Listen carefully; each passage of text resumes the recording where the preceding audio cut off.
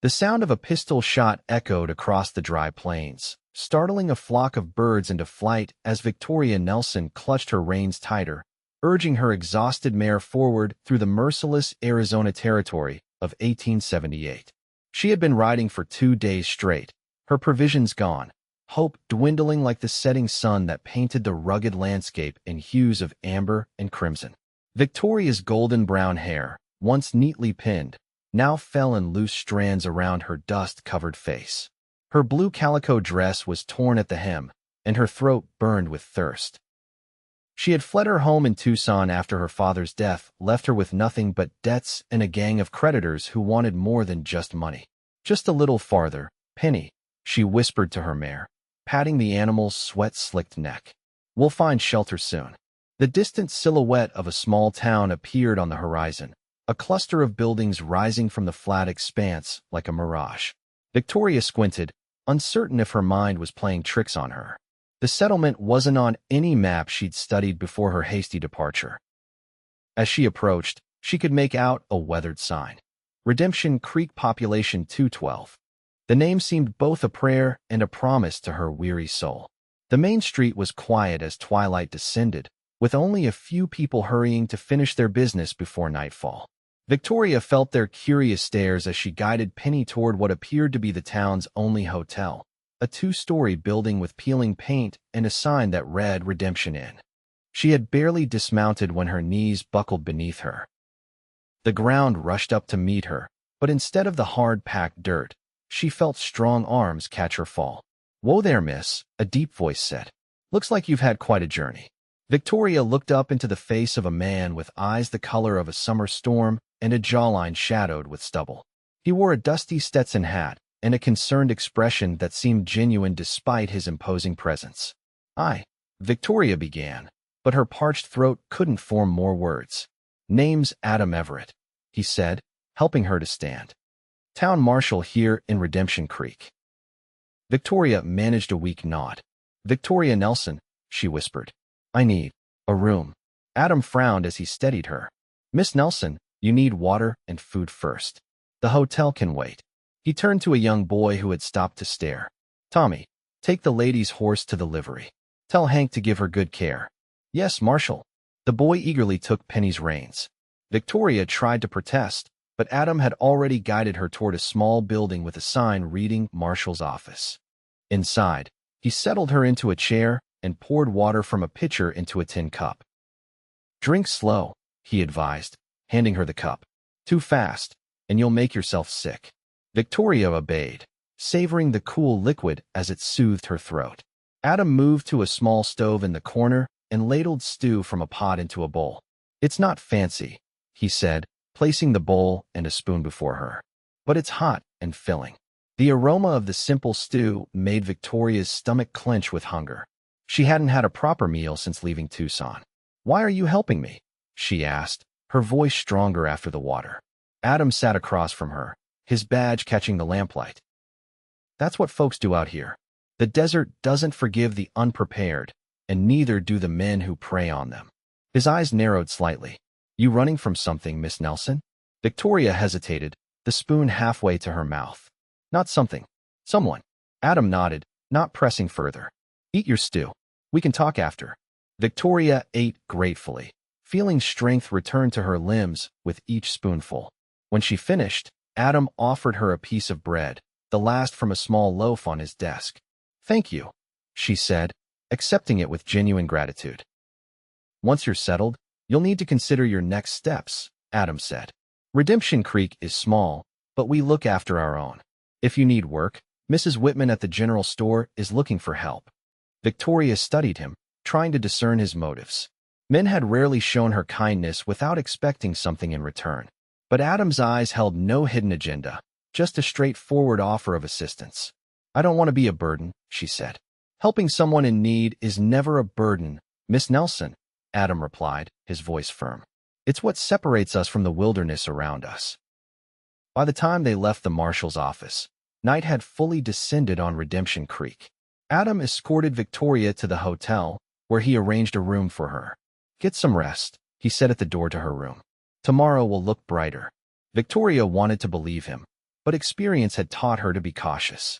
Still, as she watched him tip his hat and walk away, something stirred within her that felt dangerously like hope. The next morning, Victoria awakened to sunlight streaming through thin curtains. For a moment, disorientation gripped her until she remembered where she was. Redemption Creek, a place she'd never heard of until yesterday, now her reluctant sanctuary. After washing her face in the basin provided, Victoria changed into her spare dress, the only other clothing she'd managed to pack in her hasty flight. She would need to find work soon. Her meager funds wouldn't last more than a few days. The hotel's dining room was nearly empty when she descended the stairs. A plump woman with a kind face approached her. "You must be the lady Marshal Everett brought in yesterday," she said warmly. "I'm Martha Jenkins, owner of this establishment. Come, sit down and have some breakfast. It's included with your room." Victoria gratefully accepted a plate of eggs and biscuits. The marshal said Mrs. Whitman might need help at the general store. Martha nodded. "Eleanor's arthritis has been giving her trouble. Can't manage the inventory like she used to." "You looking for work?" "Yes," Victoria replied. "I don't know how long I'll be staying, but while I'm here, I need to earn my keep." "Well, Redemption Creek might be small, but we're a growing community," Martha said, pouring coffee into Victoria's cup. "Railroad's talking about putting a spur line through here. Could mean good things for all of us." After breakfast, Victoria made her way to Whitman's General Store, a large wooden building with a covered porch that stretched across its front. A bell tinkled as she entered, announcing her presence to an elderly woman arranging fabric bolts. "Good morning," Victoria said. "Are you Mrs. Whitman? I heard you might need some help." The woman turned, squinting through spectacles perched on her nose. "Indeed I am, and indeed I do. You must be the young lady the marshal mentioned. Come in, come in." Eleanor Whitman proved to be a shrewd businesswoman with an encyclopedic knowledge of her inventory and her customers' preferences. By midday, Victoria had been instructed in the store's organization system, pricing structure, and the peculiarities of the regular clientele. "Mr. Jenkins only buys blue shirts. Never mind what his wife says about him needing variety," Eleanor explained. "And don't let old Mr. Thompson haggle you down on tobacco prices. He's got money enough, just likes to complain." Victoria found herself smiling for the first time in weeks.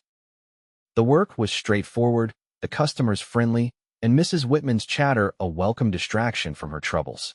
Around noon, the bell above the door rang, and Adam Everett stepped into the store. He removed his hat, revealing dark hair slightly damp with sweat. "Mrs. Whitman," he greeted, then nodded to Victoria. "Miss Nelson, glad to see you found your way here." "Marshal Everett," Victoria acknowledged, suddenly conscious of her appearance. "Mrs. Whitman has been kind enough to offer me employment." "Eleanor's the kindest soul in Redemption Creek," Adam said with a smile that transformed his serious face. "When she's not overcharging for peppermints." "Hush, you," Eleanor scolded good-naturedly. "Just because you've been sweet on my candy since you were knee-high doesn't entitle you to special pricing." Adam chuckled, then turned to Victoria. "I came to check on you. Make sure you're settling in all right." The gesture touched Victoria. "I am, thank you. Everyone has been very welcoming." "Good," Adam nodded. "I need to make my rounds, but I thought you should know there was a group of riders asking questions in Tucson about a woman matching your description. Word travels fast out here." Victoria felt the blood drain from her face. "How long ago?" "2 days," Adam replied, his expression grave. "Gives us some time, but not much. If you want to tell me what kind of trouble you're in, I might be able to help." Eleanor looked between them, concern evident in her weathered face. "Victoria, dear, why don't you take your lunch break now? You can use my office in the back for privacy." Victoria nodded, grateful for the older woman's tact. She followed Adam to the small office, where a desk piled with ledgers occupied most of the space. Once the door closed behind them, Adam leaned against the desk, arms folded. "I'm not one to pry into folks' business, Miss Nelson, but if there are men coming to my town with bad intentions, I need to know." Victoria clasped her hands together to stop them from trembling. "My father died 3 weeks ago," she began. "He was a gambler, and I discovered after his death that he had accumulated substantial debts to a man named Silas Morgan." Adam's posture stiffened at the name. "Morgan's got a reputation that stretches from here to Santa Fe. None of it good. Yes, Victoria agreed. When his men came to collect, they made it clear that with my father gone, I was expected to satisfy the debt in other ways. Adam's jaw tightened. So you ran. I had no choice, Victoria said, meeting his gaze. My father left nothing but debts and a failing ranch. Morgan's men gave me one night to consider their offer. I packed what I could and left before dawn. And now they're tracking you, Adam concluded. Morgan doesn't like losing what he considers his property. I'm not his property, Victoria said, her voice sharp with anger. I'm no one's property. Adam regarded her with newfound respect. No, you're not. And Redemption Creek doesn't bow to the likes of Silas Morgan. I don't want to bring trouble to your town, Victoria said. Perhaps I should move on. Adam shook his head. Running alone will only make you vulnerable. Morgan's men know this territory better than most. They'd catch up eventually. What alternative do I have? Victoria asked, feeling the walls of her situation closing in. Stay, Adam said simply. Work with Mrs. Whitman. Become part of the community. Redemption Creek looks after its own, like I told you. And in the meantime, I'll reach out to some contacts, see if we can resolve your situation legally. Victoria studied his face, looking for any sign of deception. Finding none, she nodded slowly. Very well, Marshal Everett. I'll stay. For now. Adam smiled, a determined glint in his eyes. Good. Now, I believe Mrs. Whitman mentioned lunch. Can't have her new assistant fainting from hunger on her first day. As the days passed, Victoria fell into a rhythm in Redemption Creek. Mornings were spent at the general store. Afternoons often included lessons from Eleanor on the finer points of running a business, and evenings found her either at the hotel or occasionally dining with the Whitmans. Adam Everett was a constant presence, stopping by the store on his daily rounds, escorting her to dinner at Martha's invitation, or simply checking that she had everything she needed. Victoria found herself looking forward to his visits, appreciating his quiet strength and unwavering integrity. A week after her arrival, Adam invited her to Sunday dinner at his modest home on the edge of town. Victoria accepted with a mixture of anticipation and nervousness. Nothing fancy, Adam had warned, but I make a decent roast when the occasion calls for it. Victoria arrived wearing her best dress, a simple blue gown that Eleanor had helped her alter. Adam's home was a small but well-built cabin with a covered porch and a view of the surrounding plains that stretched to the distant mountains. This is lovely, Victoria said as Adam showed her inside. The main room was tidy, with a stone fireplace, a small dining table already set for two, and bookshelves lined with more volumes than she'd expected. Been adding to it over the years, Adam said, following her gaze to the books. Not much else to do on winter nights. You surprise me, Marshal, Victoria said with a smile. I wouldn't have taken you for a literary man. Adam shrugged, a hint of color touching his cheeks. My mother was a schoolteacher back east. She believed education was the foundation of civilization. A wise woman, Victoria said, picking up a well-worn copy of Thoreau's Walden. She would have liked you, Adam said quietly, then cleared his throat. Dinner's almost ready. Would you like some water or coffee? The meal was simple but delicious: roast beef, potatoes, and carrots, with apple pie for dessert. Did you make all of this? Victoria asked, impressed. The pie is Martha's, Adam admitted. I haven't mastered the art of pastry yet.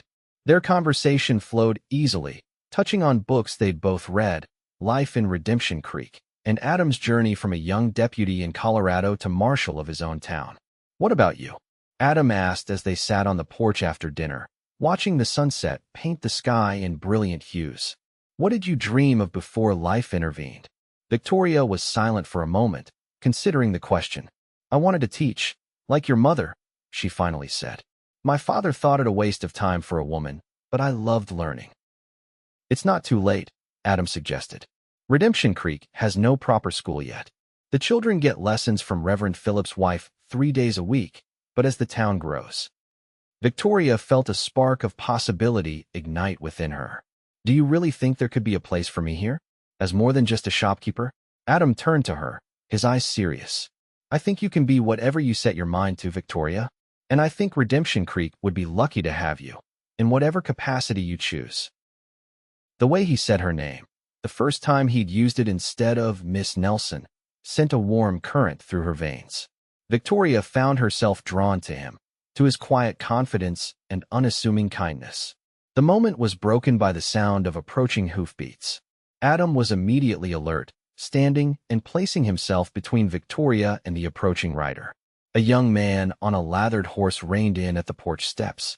"Marshal, telegram came for you." Mr. Williams at the station said it was urgent. Adam took the folded paper, his expression growing grim as he read its contents. He looked up at Victoria, concern evident in his eyes. "Morgan's men were spotted in Silver Springs yesterday," he said. "That's less than a day's ride from here." Victoria felt her momentary happiness evaporate like morning dew under the harsh sun. "They're coming for me. I won't let them take you," Adam said, his voice hard with resolve. "But we need to prepare. The town should know what might be coming." That night, Adam called a meeting at the church. The citizens of Redemption Creek gathered to hear their marshal explain the situation. "Silas Morgan is a criminal who believes he's above the law," Adam told the assembled townsfolk. "He's coming here claiming that Miss Nelson owes him a debt. What he really wants is to force her into his service in the vilest way possible." Murmurs of outrage rippled through the congregation. Victoria, standing beside Adam, felt both exposed and supported as the community regarded her with sympathy rather than judgment. "We don't give up our own to the likes of Morgan," Eleanor Whitman declared, rising to her feet. "Victoria is one of us now." Nods and words of agreement followed her statement. Victoria was overwhelmed by the show of solidarity from people who barely knew her. "What's your plan, Marshal?" asked Harold Jenkins, Martha's husband and owner of the town's only saloon. "Morgan travels with at least 6 men," Adam replied. "They'll expect little resistance from a small town like ours. But we have the advantage of preparation and position." The meeting continued late into the night as Adam outlined his strategy. Men would take shifts watching the approaches to town. Women and children would stay inside the more defensible buildings if trouble came. Everyone with a rifle or shotgun was asked to keep it loaded and ready. As the meeting dispersed, Victoria found herself surrounded by townspeople offering encouragement and support. Martha insisted she stay at the hotel rather than her room above the store, as the hotel was sturdier and had fewer entry points. Adam escorted her back to the hotel, both of them silent with the weight of what was to come. "I never meant to bring this to your doorstep," Victoria said as they reached the hotel's entrance. "These people don't deserve to face danger because of me." Adam took her hand, his touch sending a current of warmth through her despite the circumstances. "Victoria, before you came, Redemption Creek was just a collection of buildings and people. What you're seeing tonight is a community coming together for one of their own. That's worth something, even with the risk." Victoria looked up at him, seeing the determination in his eyes. "Why do you care so much? About the town, about me?" Adam's gaze softened. "Because I recognize something in you that I've been looking for my whole life. A kindred spirit who understands that some things are worth fighting for, even when the odds are against you." Before Victoria could respond, Adam leaned down and brushed his lips against hers, a gentle kiss that conveyed more than words could express. When he pulled away, Victoria felt breathless, caught between fear for the future and a blossoming emotion she dared not name. "Get some rest," Adam said softly. "Tomorrow will be here soon enough." As Victoria watched him walk away, his shoulders straight and his stride purposeful, she realized that Redemption Creek had become more than just a hiding place. It had become a home worth defending. The next day dawned clear and hot, the Arizona sun beating down on Redemption Creek with merciless intensity. Victoria helped Eleanor in the store, but both women were distracted, their attention drawn to every sound from the street outside. Around noon, a young boy burst into the store, his eyes wide with excitement and fear. "Miss Nelson, Marshal Everett says to tell you they're coming." 6 riders, just like he said. Victoria's heart hammered against her ribs. "Thank you, Tommy. Now go straight home to your mother," like the marshal instructed. As the boy dashed away, Eleanor placed a comforting hand on Victoria's arm. "Go to the hotel, dear. That's where Adam wanted everyone to gather if trouble came." Victoria hesitated. "I can't hide while others face danger on my behalf." Eleanor's expression was stern. "You're not hiding. You're following the marshal's plan. Now go, while there's still time." With reluctance, Victoria hurried to the hotel, where Martha was already ushering women and children into the dining room, away from the windows.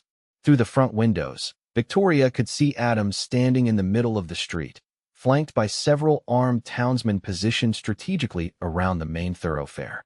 The riders approached slowly, dust billowing around their horses' hooves. At their head rode a man in a black coat, his silver-streaked beard neatly trimmed, his posture suggesting a confidence born of unchallenged authority. Silas Morgan. Victoria had never met the man, but she'd heard enough from her father's drunken ramblings to recognize the architect of her current predicament. Behind him rode 5 rough-looking men, their expressions suggesting they were anticipating entertainment rather than trouble. Victoria slipped closer to the window, despite Martha's protests. She needed to hear what was happening. Adam stood his ground as the riders halted several yards away. "That's far enough." His voice carried clearly in the tense silence. "State your business in Redemption Creek." Morgan smiled, a predatory expression that never reached his cold eyes. "Marshal Everett, I presume? Your reputation precedes you." "I'm Silas Morgan, a businessman from Tucson." "I know who you are, Morgan," Adam replied evenly. "And I know why you're here." "The answer is no." Morgan's smile faltered slightly. "I'm afraid you misunderstand the situation, Marshal. I'm here to collect on a legitimate debt owed by the daughter of a man who cheated me repeatedly. This is a private business matter. Victoria Nelson is under the protection of this town," Adam stated. "Any grievance you have can be addressed through legal channels. I suggest you file a claim with the territorial court in Tucson." One of Morgan's men spat into the dirt. "We ain't leaving without the woman." Morgan raised a hand to silence his companion. "What my associate lacks in eloquence, he makes up for in clarity. Miss Nelson's father accumulated considerable debt. In lieu of payment, she agreed to work for me." "That's a lie," Victoria whispered, her hands clenching into fists. Adam's posture remained relaxed, but Victoria could see the tension in his shoulders. "Miss Nelson disputes your version of events. And regardless, forced servitude is illegal in these territories." Morgan's facade of civility began to crack. "You're outnumbered, Marshal. My men are experienced in handling resistance." "Count again," Adam suggested. As if on cue, several more armed townsmen appeared on rooftops and from behind buildings. Morgan's men shifted uneasily, their hands moving toward their weapons. "This doesn't have to end in bloodshed," Adam continued. "Ride away now, and we'll consider the matter closed." Morgan's expression darkened. "You're making a mistake, Marshal. I have connections throughout the territory. This little town will regret crossing me." "Perhaps," Adam acknowledged. "But today, you're the one who needs to decide if one woman is worth dying for. Because I guarantee, if you draw those weapons, some of you won't ride out of Redemption Creek alive." The tension stretched like a bowstring pulled to its breaking point. Victoria held her breath, terrified that Morgan's pride would push him into violence. After what seemed an eternity, Morgan jerked his head in a curt nod. "This isn't over, Marshal." He turned his horse, addressing the town at large. "The woman isn't worth the trouble she'll bring you. When I return, it won't be with just 5 men." With that ominous promise, Morgan and his men wheeled their horses around and rode out of town, dust swirling in their wake. Victoria sagged against the window frame, relief washing over her in a dizzying wave. Around her, the women and children in the hotel began to cheer, the tension breaking like a fever. Outside, Adam remained in the street until Morgan's party was out of sight. Then he turned toward the hotel, his eyes finding Victoria through the window. The relief in his expression mirrored her own. That evening, the town celebrated their victory with an impromptu gathering at Jenkins' saloon. Even those who typically abstained from spirits joined in the festivities, grateful that bloodshed had been avoided. Victoria found herself the center of attention, receiving congratulations and reassurances from people who had been strangers just a week earlier. The genuine warmth of their acceptance brought tears to her eyes more than once. Adam kept a respectful distance throughout the evening, his attention divided between the celebration and keeping watch for any sign of Morgan's return. It wasn't until the gathering began to disperse that he approached Victoria, offering to walk her back to the hotel. The night air was cool as they strolled side by side, their steps unhurried. "You were magnificent today," Victoria said, breaking the comfortable silence. standing up to Morgan like that. Adam shook his head. It wasn't just me. The whole town stood with you. Because of you, Victoria insisted. They trust your judgment. They followed your lead. Morgan will be back, Adam said, his expression serious. Maybe not tomorrow or next week, but eventually. Men like him don't forget perceived slights. Victoria nodded, having expected as much. Then I should leave. Put distance between myself and Redemption Creek. Adam stopped walking, turning to face her. Is that what you want? Victoria considered the question, not just the practical implications, but the deeper truth of her heart. No, she admitted. I want to stay. I found something here I never expected to find. What's that? Adam asked, his voice soft in the darkness. A sense of belonging, Victoria replied. And something else I'm not sure I can name yet. Adam took her hand, his calloused fingers gentle against her skin. I think I know what you mean. I felt it too, since the day you rode into town. Victoria's heart quickened. Adam, he placed a finger against her lips, silencing her. You don't have to say anything now. We have time. But Victoria shook her head, removing his finger from her lips, but keeping hold of his hand. We don't know how much time we have. Morgan could return, or some other danger could find us. Life out here is too uncertain to waste moments that matter. Adam's eyes darkened with emotion as he drew her closer. Then tell me, Victoria Nelson, what is it you want to say? That I'm falling in love with you, she said, the words rushing out like water breaking through a dam. That you've shown me kindness when I expected cruelty, strength when I needed protection, and gentleness when I was afraid. That I want to stay in Redemption Creek, not just because it's safer than running, but because you're here. Adam's smile was like sunrise breaking over the mountains. I've been falling in love with you since I caught you before you hit the dirt your first day here, he admitted. I just wasn't sure you felt the same. This time, when he kissed her, there was no hesitation, no restraint. Victoria melted into his embrace, feeling as though she'd finally found her way home after a lifetime of wandering. The weeks that followed were the happiest of Victoria's life. She continued working at the general store, but also began teaching basic reading and arithmetic to the town's children 3 afternoons a week. The parents were so appreciative that they took up a collection to convert an unused storeroom behind the church into a proper classroom. Adam was busy with his duties as marshal, but he made time each day to see Victoria. Their courtship progressed rapidly, with neither feeling the need for prolonged formality given the intensity of their feelings and the circumstances that had brought them together. A month after Morgan's visit, Adam proposed. It happened on a Sunday afternoon picnic by a creek that gave the town its name, a secluded spot where cottonwood trees provided shade from the relentless sun. My mother's ring, Adam said, holding out a simple gold band with a small emerald. She told me to give it to the woman who made me want to be a better man every day. Victoria's hands trembled as he slipped the ring onto her finger. It's beautiful, Adam. Is that a yes? He asked, his confidence momentarily giving way to vulnerability. Victoria laughed through happy tears. Yes, Adam Everett. I will marry you. The wedding was planned for the following month, giving Eleanor and Martha time to help Victoria prepare. The entire town threw themselves into the arrangements with enthusiasm, determined to give their marshal and his bride a celebration to remember.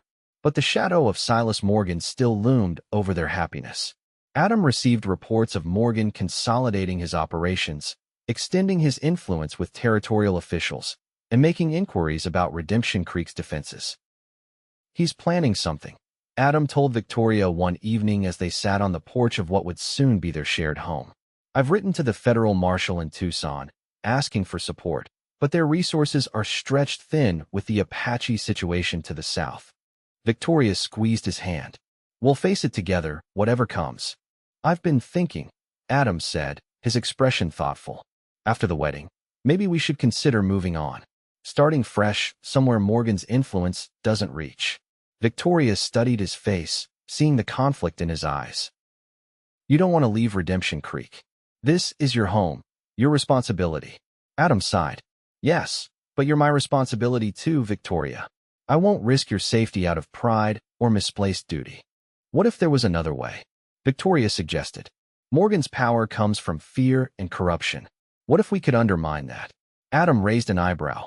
I'm listening. My father kept records, Victoria explained. Detailed accounts of his gambling debts, including names, dates, amounts, and the terms Morgan imposed when those debts couldn't be paid. I brought them with me when I fled. Adam sat up straighter. Where are these records now? Hidden in the lining of my traveling case, Victoria said. I wasn't sure they'd be useful, but I couldn't bear to leave them behind. My father may have been a weak man, but in his final days, he seemed to want to make amends. He told me where to find his ledger, said it might protect me someday. The next day, Adam examined the ledger with growing excitement. The meticulous records documented years of Morgan's operations, including evidence of bribery, extortion, and even murder. This is enough to bring Morgan down, Adam said, carefully turning the pages. With this evidence, the federal authorities would have to act, regardless of any connections Morgan might have. Then we'll use it, Victoria said firmly. I'm tired of living in fear, Adam. I want to build our future without looking over our shoulders. Adam contacted his former colleague, Federal Marshal James Harrington, requesting an urgent meeting in the neutral territory of Silver Springs. Harrington, intrigued by Adam's cryptic message about evidence against a major criminal, agreed to the meeting. 3 days before the wedding, Adam prepared to ride to Silver Springs with the ledger. Victoria insisted on accompanying him. We're in this together, she reminded him when he protested. Besides, I can testify to the ledger's authenticity. My father showed me his system for coding certain entries. Reluctantly, Adam agreed. They departed at dawn, planning to reach Silver Springs by nightfall, meet with Harrington the following morning, and return to Redemption Creek in time for final wedding preparations. The journey was uneventful, the landscape a mix of rugged beauty and desolate emptiness. They arrived in Silver Springs as planned and secured rooms at the town's modest hotel. The meeting with Marshal Harrington the next morning exceeded their expectations. The veteran lawman was visibly impressed by the evidence presented. This is exactly what we've needed, Harrington said, carefully examining the ledger. Morgan's been operating with impunity for years because no one's been willing to testify against him. With this documentation, we can build a case the territorial judge can't ignore. How long will it take?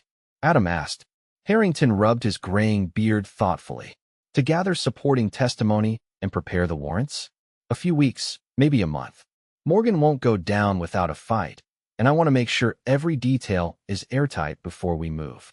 And in the meantime? Victoria asked, concern evident in her voice. In the meantime, I'll assign deputies to Redemption Creek, Harrington promised. Discreetly. We don't want to tip our hand to Morgan before we're ready. As they prepared to return to Redemption Creek, Victoria felt a weight lift from her shoulders. For the first time since her father's death, she could envision a future not dominated by fear. The journey home was filled with plans and dreams. Adam spoke of expanding their home once they were married, perhaps adding rooms for the children they hoped to have. Victoria shared her vision for a proper school in Redemption Creek, with books and maps and all the resources the children deserved. They were within sight of town, the spire of the church visible against the afternoon sky, when disaster struck. The shot came without warning, the crack of a rifle echoing across the open terrain. Adam's horse reared in panic, nearly unseating him. Victoria's mare bolted, carrying her several yards before she could regain control. Ambush, Adam shouted, drawing his revolver as he fought to control his horse. Get to cover. More shots followed, kicking up dust around them. Victoria spotted a cluster of boulders nearby and headed for them, Adam close behind. They dismounted, taking shelter behind the rocks as bullets continued to strike around them. Morgan's men, Adam said grimly, checking his ammunition, must have been watching the trail. Victoria's heart pounded with fear, not for herself, but for Adam. They want the ledger. Adam nodded, his expression grim. And they'll have to kill us to get it. From their position, they could make out at least 4 men approaching on horseback, using the terrain for cover as they advanced. Adam fired a warning shot, forcing one of the attackers to retreat temporarily. When I give the word, Adam said, his voice steady despite the danger. I want you to take my horse and ride hard for town. Don't look back, no matter what you hear. Victoria shook her head vehemently. I'm not leaving you. Victoria. Adam's eyes were intense as he gripped her arm. The ledger is in my saddlebag. It needs to reach Harrington. That's more important than either of us now. Before Victoria could argue further, a voice called out from behind a nearby outcropping. Marshal Everett, we know you've got the woman and some papers Morgan wants. Send them out, and maybe you'll live to see sunset. Adam's jaw tightened. I'm going to create a diversion. When they focus on me, you run for the horse. No, Victoria said firmly, drawing the small derringer she'd started carrying after Morgan's visit to Redemption Creek. We go together, or not at all. Adam looked as though he might argue, but another volley of shots ricocheted off the rocks around them, emphasizing the urgency of their situation. Together, then, he agreed, his expression a mixture of pride and concern. On my count. 1, 2. Before he could say 3, the unmistakable sound of multiple riders approaching from the direction of town reached them. Shots were fired, but this time not at Adam and Victoria's position. It's Harrington, Adam exclaimed, recognizing the lead rider. He must have decided to escort us back himself. The federal marshal had indeed arrived with 3 deputies, their timely appearance turning the tide of the ambush. Morgan's men, outmatched and surprised, quickly retreated, disappearing into the rugged terrain. Thought you might appreciate some company on the ride back, Harrington said as Adam and Victoria emerged from their shelter. Seems I was right. The wedding took place as planned, with the entire town of Redemption Creek in attendance. Victoria wore a dress of ivory satin that Eleanor and Martha had worked on secretly, while Adam looked uncommonly handsome in a new black suit. Reverend Phillips conducted the ceremony under an arch of wildflowers in the town square. As Victoria and Adam exchanged vows, she marveled at the journey that had brought her to this moment, from desperate flight to profound love, from solitary struggle to community embrace. I now pronounce you husband and wife, Reverend Phillips declared with a broad smile. You may kiss your bride, Marshal. The cheers of the townsfolk accompanied their first kiss as a married couple, a joyous sound that seemed to chase away the last shadows of fear from Victoria's heart. The celebration continued well into the evening, with music, dancing, and enough food to feed twice their number. Marshal Harrington attended as Adam's guest of honor, bringing news that warrants had been issued for Morgan's arrest based on the evidence in the ledger. It's only a matter of time now, Harrington assured them. His network is already starting to crumble as word spreads of the charges against him.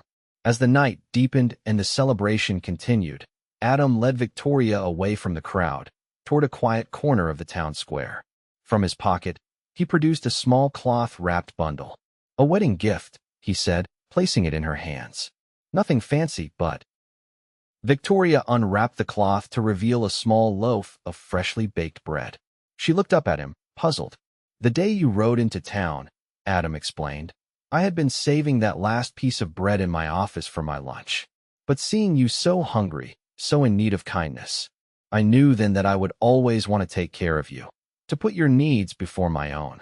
Tears welled in Victoria's eyes as she understood the significance of his gesture. Adam Everett, you are a remarkable man. And you, he said, gently wiping a tear from her cheek, are the strongest, most remarkable woman I've ever known, Victoria Everett. She broke the small loaf in half, offering a piece to him. Together, she said, from now on, we share everything, the bread, the burden, and the joy. As they stood together under the star-filled Arizona sky, sharing the simple gift that symbolized so much, Victoria knew with absolute certainty that she had found her true home not in a place, but in the heart of a good man and the community they would build together. 2 months after the wedding, word reached Redemption Creek that Silas Morgan had been captured trying to flee to Mexico. The charges against him, supported by Victoria's father's ledger and testimony from others who had suffered under his criminal enterprises, ensured he would spend the remainder of his days in a territorial prison. With Morgan's threat eliminated, Adam and Victoria threw themselves into building their life together and contributing to the growth of Redemption Creek. Victoria's school expanded as the town grew, eventually occupying a purpose-built building where children of all backgrounds received an education that would have made Adam's mother proud. Adam continued as marshal, his reputation for fairness and courage drawing more settlers to the area. When the railroad finally established a spur line to Redemption Creek, the town's prosperity increased, bringing new opportunities and challenges. Throughout it all, Adam and Victoria remained the heart of the community, their partnership a model of mutual respect and enduring love. Their home expanded as their family grew, first with the birth of their daughter Anna, followed 2 years later by their son Michael. On their 5th wedding anniversary, Adam surprised Victoria with a picnic at the same spot where he had proposed.